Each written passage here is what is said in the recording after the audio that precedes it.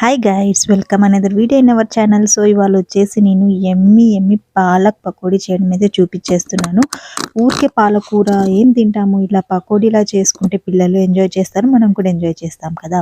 So దానికోసం అయితే ఏం లేదండి, పాలకూర ఇలాగ సన్నగా కట్ చేసింది మంచిగా వాష్ చేసుకొని తీసుకోవాలి. తర్వాత ఇందులో మీ దగ్గర జీలకర్ర ఉంటే జీలకర్ర, లేదు అంటే వాము ఉంటే వాము, కానీ వాము వేస్తే టేస్ట్ బాగా వస్తుంది. దాన్ని బాగా నలిపేసి మీకు టేస్ట్కి తగ్గట్టు వేసుకోండి. సో ఇందులోనే కొంచెం సాల్ట్ వేసేసుకుంటాం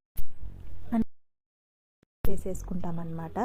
అలాగే కొంచెం గరం మసాలా, కొంచెం జీలకర్ర పొడి, ఇవన్నీ పొడులు వేయడం వల్ల ఏంటంటే మనకి ఒక మంచి ఫ్లేవర్ వస్తుంది, మంచి టేస్ట్ వస్తుంది. కొందరు స్ట్రీట్ స్టైల్లో బండి స్టైల్ చేసేది ఉంటుంది. సో ఇది వచ్చేసి నార్మల్ హోమ్ మేడ్ అనమాట.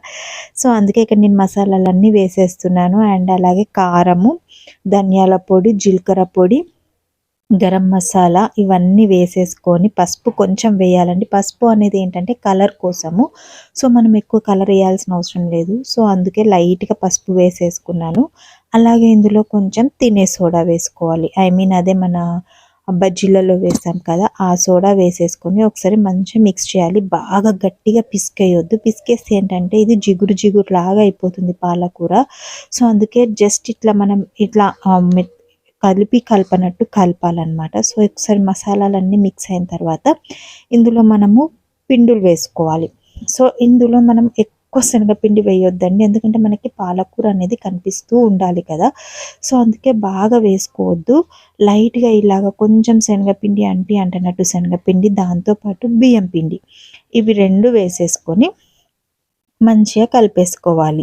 సో చెప్తున్నాను కదా, కలపడం కూడా ఎలా అంటే పిసికేయొద్దు, లైట్గా ఇలా మెత్తగా కలపనట్టు కలపాలి.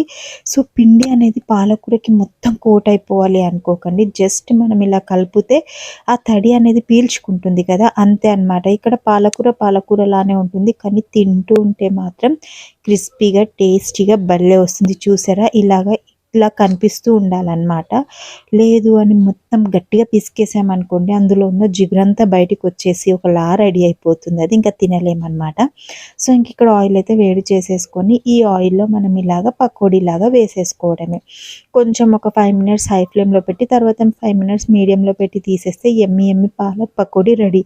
కెచప్తో తింటే చాలా టేస్టీగా ఉంటుంది, ఒకసారి ట్రై చేయండి.